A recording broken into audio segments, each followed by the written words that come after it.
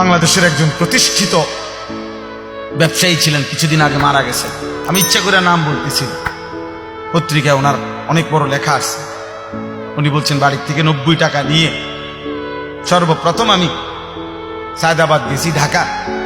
সায়দাবাদে যারা মাটি কাটে ওই সময় তাদের সাথে যে যোগ দিছি মাটি কাটবে, তারা বলছে যে কোদাল এবং টুকরি নিজের না হইলে হইতো না। অন্ত করছে আরো বিপদে, মাটিও তো কাটতে পারতাম না, কারণ আমার তো কোদাইলও নাই টুকরিও নাই।